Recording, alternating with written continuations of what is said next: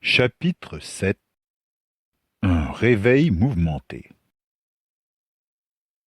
Toute la nuit, Lucas, assis dans le vénérable fauteuil-club au cuir usé qu'il avait tiré du coin de la chambre pour le rapprocher du lit, demeura au chevet de sa belle inconnue.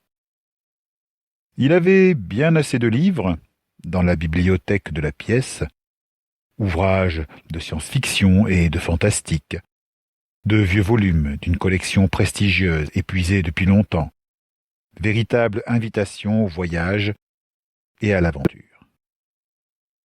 Il avait choisi Les Habitants du Mirage de Abraham Merritt, un de ses préférés qu'il avait lu et relu tant de fois.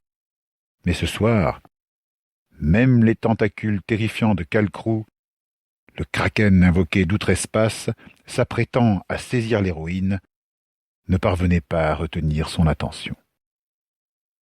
Son regard s'échappait sans cesse vers le mystère au corps de rêve et au visage d'ange qui reposait sur le lit.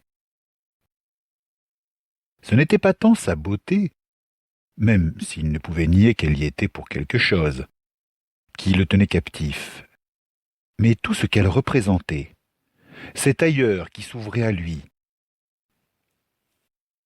cet ailleurs qu'il avait cherché dans les livres, les films et les jeux vidéo, et qui, ce soir, s'incarnait dans la chair vive d'une jeune fille aux cheveux blancs. Une fois encore, il se perdait dans la contemplation de ses traits, s'étourdissait à suivre la virgule précieuse d'un sourcil, l'arête de son nez, ses lèvres à la ciselure délicate, un rien boudeuse qui s'entr'ouvrait pour laisser filtrer son souffle léger. Elle s'agitait dans son sommeil, poussait une plainte presque inaudible ou murmurait une brassée de mots incompréhensibles dans la langue chantante qui était la sienne. Plusieurs fois, un spasme violent la parcourut. Elle poussa un cri. Lucas bondit aussitôt hors de son siège pour se porter à son secours, mais à peine tendait-il la main vers elle qu'elle s'apaisait et replongeait dans un profond sommeil.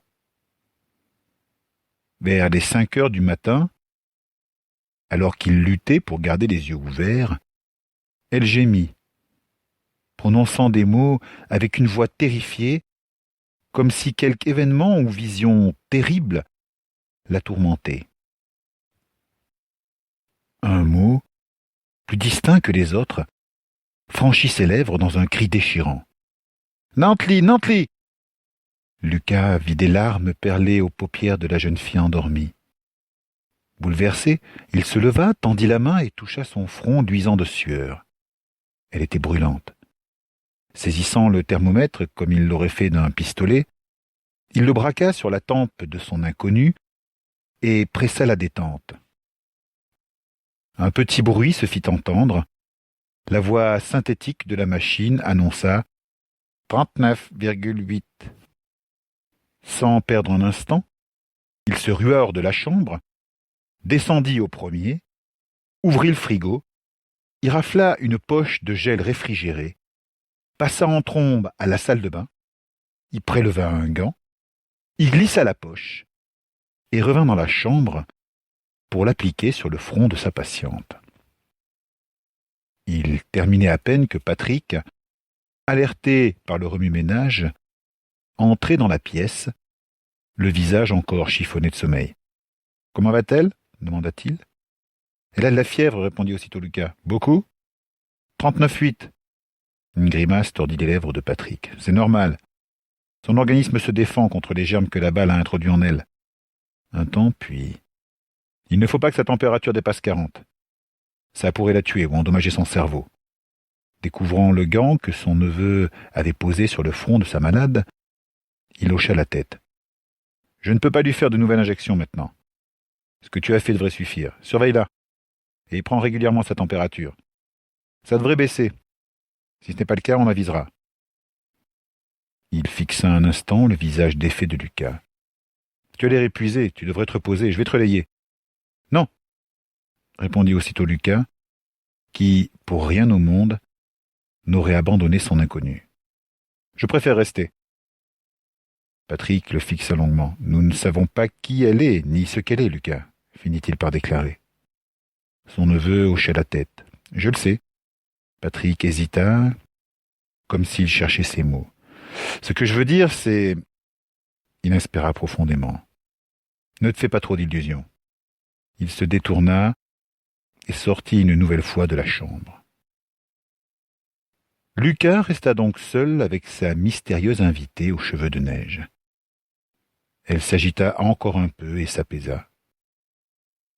Il somnolait quand elle eut un autre accès, répéta le même mot qu'elle avait déjà poussé plus tôt, pleurant dans son sommeil, appelant. Il se leva, s'approcha d'elle, posa une main sur son épaule, lui adressa des paroles rassurantes. À sa grande surprise, sans même ouvrir les yeux, elle saisit son bras et l'attira à elle pour poser son visage contre sa paume et murmurer, avec une voix curieusement enfantine, comme une petite fille ayant retrouvé un être cher, « Tatli ». Elle répéta une fois encore, plus bas, presque inaudible, « Tatli ».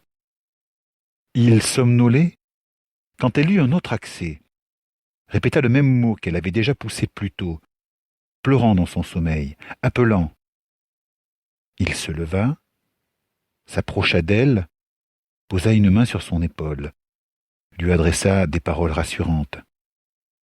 À sa grande surprise, sans même ouvrir les yeux, elle saisit son bras et l'attira à elle pour poser son visage contre sa paume et murmurer, avec une voix curieusement enfantine, comme une petite fille ayant retrouvé un être cher, « Tatli ». Elle répéta une fois encore, plus bas, presque inaudible, « Tatli ». Il demeura immobile, pétrifié, alors que, sur la peau de sa main, il sentait, chaude et douce, reposer la joue de la jeune fille, et quelques mèches blanches et soyeuses. Sa respiration s'était apaisée. Elle resta ainsi, agrippant sa main dans les siennes, son visage contre sa peau. Son souffle tiède et régulier maintenant soulevait en lui, à chaque inspiration, un long frisson qui remontait son bras jusqu'à sa nuque. Craignant de la réveiller, et ne désirant à aucun prix briser le contact de leurs deux chairs, mais ne pouvant rester ainsi courbé en deux, il s'allongea à son tour sur le lit, avec 1000 précautions, en prenant soin de laisser entre eux la distance de son bras. Immobile, il demeura là, fixant, à quelques centimètres du sien, si proche et pourtant si lointain, le visage de son inconnu, ce visage qui, à lui seul, était déjà une promesse d'ailleurs, une porte ouverte sur le rêve, un autre monde qui s'offrait à lui, un monde dont elle était la clé et la parfaite incarnation. Alors qu'il reposait là, près d'elle, la buvant des yeux, extrapolant 1001 théories plus extraordinaires les unes que les autres pour expliquer son origine, il se fit la réflexion que ce soir, ses armées de plastique ne lui manquaient pas. Ce fut sur cette étrange pensée qu'il s'assoupit, sa main toujours dans celle de son inconnu. Combien de temps dormit-il ? Il aurait été incapable de le dire, pas plus qu'il n'aurait pu dire ce qui l'avait réveillé. Il émergeait à peine de la douce inconscience, hanté par la silhouette de rêve d'une Diane aux cheveux de neige, qu'il sentit. Les mains qui enserraient la sienne s'étaient retirées. Quand ses yeux embués de sommeil purent à nouveau faire le point, ce fut pour rencontrer ceux de son inconnu, immense, d'un violet aussi profond, aussi lumineux que dans son souvenir, braqués sur lui. Elle ne devait pas les avoir ouverts depuis bien longtemps, car elle semblait, elle aussi, avoir du mal à accommoder. Cela ne dura pas. En moins de 3 battements de paupières, il vit le beau visage de sa protégée passer de l'abandon du sommeil à deux autres expressions qui l'envahirent tout entière. La peur et la colère. Il voulut lui adresser des paroles apaisantes, dont elle pourrait au moins deviner le sens, à défaut de les comprendre. Mais il n'eut que le temps d'ouvrir la bouche pour articuler un « Mademoiselle, n'ayez pas !» qu'elle levait sa main vers lui, comme elle l'avait fait le soir précédent, paume en avant, une expression farouche sur son visage d'ange. Mais cette fois, aucune pierre ne fulgura dans le creux de sa paume pour projeter vers lui quelque force invisible, puisque Patrick avait emporté le bracelet avec lui. Réalisant qu'on lui avait enlevé son redoutable bijou, son inconnu sembla un instant désorienté. Un éclair de panique traversa son regard, juste avant qu'elle ne rejette la couverture et ne s'éjecte du lit, avec une vigueur incroyable pour une personne qui venait de passer plusieurs heures alitée et brûlante de fièvre. Elle se dressa, dans son étonnante parure de métal et d'étoffe, fit du regard le tour de la pièce, comme si elle cherchait quelque chose. Ses yeux traqués s'arrêtèrent soudain sur la commode, qui occupait un des angles de la chambre, et sur laquelle, en un savant désordre, reposaient plusieurs objets que Patrick avait ramenés de ses voyages. Une pipe à opium, un coffret marqueté venu des Indes, et, quand il réalisa ce qui faisait luire ses yeux d'un éclat plus vif, il était déjà trop tard. D'une seule détente, elle traversa la pièce, et ses doigts fins se refermèrent sur le manche d'un long kriss malais qu'elle tira de son fourreau de bois sculpté pour le brandir dans sa direction. La lame ondulée, veinée de motifs complexes, à la pointe acérée, dardait vers lui dans le point tremblant, mais déterminé de la belle dont les yeux violets, entre ses longues mèches blanches, étincelaient d'une flamme dangereuse. Ramassée sur elle-même, elle se déplaçait lentement, avec les gestes coulés d'un félin, sans cesser de le surveiller. Lucas devinait déjà qu'elle tentait de se diriger vers la porte de la chambre. Levant ses deux mains devant lui, il tenta, conscient que ses efforts seraient probablement vains. « Mademoiselle, je vous en prie, ne partez pas, je ne vous veux pas de mal. » Dans son désir de convaincre, il fit un pas en avant, qui se vit aussitôt sanctionné par un geste menaçant du kriss. Il ne comprit pas la rafale de mots que lui adressa sa volcanique pensionnaire, mais l'intonation lui suffit à en deviner la teneur. Comment lui faire entendre qu'il ne lui voulait aucun mal, avant qu'elle ne commette une folie, comme sortir dans la rue au risque de... Alors que lui venait cette pensée, il réalisa que le jour s'était levé depuis longtemps puisque la lumière solaire, même voilée de nuages, pénétrait à flot à travers les rideaux de la fenêtre au volet ouvert. Quelle heure pouvait-il être? Son regard glissa vers le réveil électronique posé sur la table basse, près du lit, et il fut surpris de lire 17h30. Déjà? Il fallait vraiment qu'il soit épuisé pour avoir dormi si longtemps. Il faut dire que la nuit avait été mouvementée, et qu'il ne s'était assoupi que vers 6 heures du matin, mais quand même. Oh, et puis au diable, le plus important à cet instant, ce n'était pas ça, mais la féline à la blanche chevelure qui s'apprêtait à quitter la pièce, puis la maison, et se présenter à la moitié de la ville qui devait déjà la rechercher. Il devait trouver un moyen de lui faire comprendre qu'il n'était pas son ennemi, qu'au contraire, il était tout prêt à lui apporter son aide. Mais comment? Son regard s'arrêta sur la gaze qui enserrait le front de la belle. « Je vous ai ramené ici. Vous étiez blessé. » D'une main, il désigna sa propre tempe. « Nous vous avons soigné. » Elle demeura tout d'abord silencieuse, méfiante. Sous ses boucles blanches et soyeuses, il devinait la pointe aiguë, dangereuse de son regard améthyste. Enfin, alors qu'elle le détaillait avec une fixité inquiétante, elle leva lentement la main en direction de sa tempe pour y rencontrer le bandage qu'elle palpa avec soin.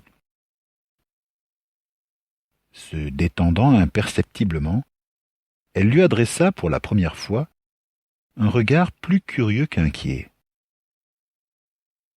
Alors que, de l'autre côté du lit, il n'osait bouger un muscle, ses lèvres d'un rose si intense qui tranchaient si joliment sur le cuivre de sa peau, s'ouvrirent pour articuler, dans un français teinté d'un léger accent chantant, mais parfaitement compréhensible. « Vous ne travaillez pas pour la Telcorp ?» Sidéré, Lucas demeura un instant sans voix avant de se reprendre pour répondre. « Non, non, je ne travaille pas pour la Telcorp. Au contraire, je la déteste. Elle a causé la disparition de mon père. » Il ne savait pas pourquoi il s'était senti obligé de dire ces mots à cette jeune fille qu'il ne connaissait pas, mais il n'avait pu se retenir tant il avait peur qu'elle ne sorte de sa vie. Il avait dû toucher juste. Son invité parut se détendre et il aurait presque pu engager la conversation si Patrick n'avait pas choisi cet instant précis pour faire irruption dans la pièce. La réaction ne se fit pas attendre. Une expression à nouveau sauvage, annonciatrice de violence sur son visage de fée tatouée, la belle aux cheveux de neige brandit le kriss en direction de Patrick. « N'approchez pas !» ordonna-t-elle avec une telle autorité qu'on aurait cru entendre une reine s'adressant à un de ses sujets. Loin de montrer la moindre frayeur, Patrick lança sur le lit un exemplaire de La Montagne du jour. « Je lui voudrais passer nous mettre le journal dans la boîte aux lettres, » commenta-t-il en gardant un œil sur la jeune fille. « Je vous félicite, vous y faites la une. » Le regard de Lucas se porta sur le quotidien qui reposait sur le couvre-lit en désordre pour découvrir, s'étalant en première page, une photo du stade éventré et de la courtilière couchée sur le flanc. L'image couleur était chapeautée de ces mots en caractères gras. Vandalisme d'un nouveau genre. Vos exploits ne sont pas passés inaperçus, mademoiselle, fit remarquer Patrick en direction de leur invité, qui les surveillait encore tous deux, avec une méfiance tempérée par la curiosité. Évitant tout geste brusque, Lucas, sans cesser d'observer son inconnu, dont le kriss pointait alternativement vers son oncle ou lui, se saisit du journal pour en lire l'article à haute et intelligible voix. Attaque extraterrestre, nouveau modèle de missile souterrain, ni l'un ni l'autre, seulement de l'espionnage industriel, assure la société Telcorp INSEE, à qui appartient cette étrange excavatrice expérimentale dont se sont emparés hier des agents à la solde d'un concurrent mal intentionné. Cherchant à fuir le complexe de la Telcorp qu'ils avaient infiltré pour y dérober des secrets industriels, les deux espions, repérés et poursuivis par le personnel de sécurité de la Telcorp, se sont emparés de ce prototype et s'en sont servis pour s'enfuir par le sous-sol. Le hasard a voulu qu'ils émergent au beau milieu du stade hier soir, aux environs de 23h30. Un professeur de l'IUT voisin, qui travaillait tard, alarmé par le bruit, a aussitôt averti les forces de police qui se sont rendues sur les lieux et ont découvert, sur la pelouse saccagée, cet étrange engin. Voir photo. Les deux criminels responsables de cet effroyable gâchis ont disparu. Mais tout porte à croire, affirme Mikhail Kirov, responsable de la sécurité du site d'extraction, qu'ils se trouvent encore dans les parages. Des barrages filtrants ont donc été installés à toutes les sorties de la ville et des équipes de la Telcorp vont collaborer avec les forces de l'ordre pour mettre la main sur les suspects. Voici le signalement des deux individus soupçonnés selon la description que nous en fait M. Kirov. Une jeune femme eurasienne aux cheveux décolorés portant des tatouages sur le visage. Son compagnon, lui, se dissimule probablement sous une casquette, un chapeau ou une capuche et porte un masque. Il est blessé et marche de manière curieuse. Si vous apercevez qui que ce soit correspondant à ces signalements, ne vous en approchez surtout pas, ces individus sont extrêmement dangereux. N'entrez en aucun cas en contact avec eux et signalez-les immédiatement aux forces de police. Le directeur du stade assure que « Nous ne sommes pas des espions », protesta la jeune fille. « Alors qui êtes-vous » intervint aussitôt Patrick, qui ne semblait guère étonné que la belle étrangère parle français presque sans accent. Et si vous pouviez baisser ce Chris, personne ne va vous faire de mal. Au cas où vous ne l'auriez pas remarqué, mon neveu, ici présent, vous a ramené jusqu'ici, et quant à moi, je vous ai soigné. D'une main, il désigna le bandage. Vous, les surfaciens, êtes maîtres en duperie. On ne peut pas vous faire confiance. Les surfaciens? Répéta Lucas, qui n'avait jamais entendu ce mot. Patrick répondit aussitôt. J'ai bien peur, mademoiselle, que vous n'ayez guère le choix. Si vous sortez dans cette ville, attifée comme vous l'êtes, et toute seule de surcroît, vous ne ferez pas 10 pas avant d'être arrêté.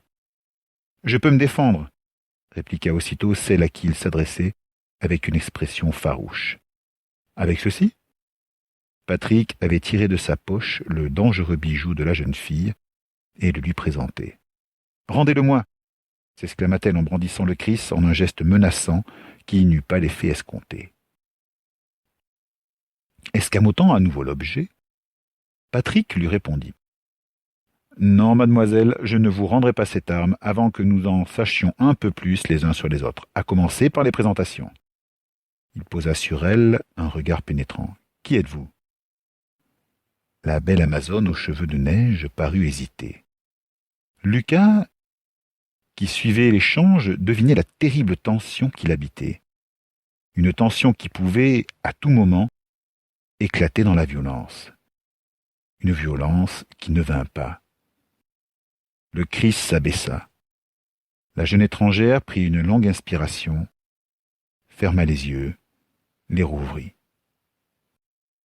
Rejetant sa chevelure en arrière, et se dressant, fière et droite dans la petite chambre, avec une telle prestance, une telle assurance qu'elle prenait soudain des allures de reine en visite dans un pays étranger, elle déclara. « Je suis Coréatawakan d'Opanchir de Telucidar.